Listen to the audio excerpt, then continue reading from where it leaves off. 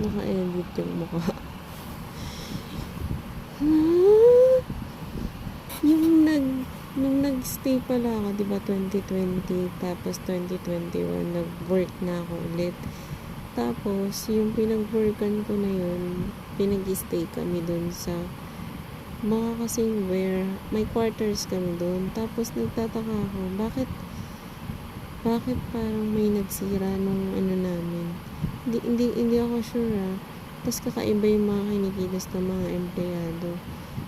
Tapos, may kakaiba sa kinikilos ng mga empleyado. Tapos, hindi naman ako naghihinala kasi normal yung normal. Sabi pa ng namin, na medyo mataas sa akin doon na, hindi daw ako titigilan mo hanggat wala akong ginagawa. Sabi ko, ano kaya meaning nun? Kasi, wala naman na akong naririnig na naaninagang kung ano man dun sa doon nung nag-work ako. Wala akong naaninagan. Wala masyadong sobrang hina na nung dating wala na. As in, kapag mag-work ako, wala akong maiintindihan na sa kung saan na katulad nung sinasabi niya. Tapos, hindi niya sa akin sinabi kung ano yung ginagawa.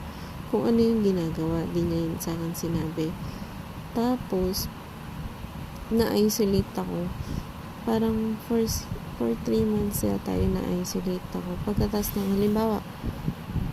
ng isang taon, tapos 6 months, tapos, inabot yun ng 2 taon eh.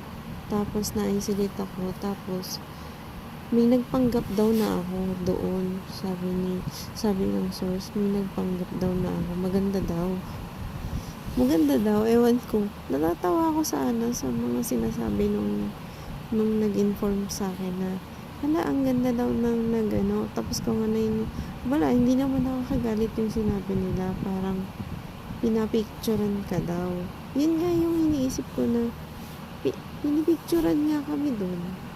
Pero hindi ko alam na ganun pala yun, yung process na. Kasi hindi ko nga alam yung pagkatapos nga kasi nung time na yun, wala na akong naaninagan or hindi ko nasabi ko, tumanggi ako na, hindi ako gagawa ng kung ano-anong ganyan eh.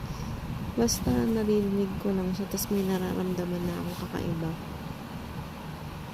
Ganun lang.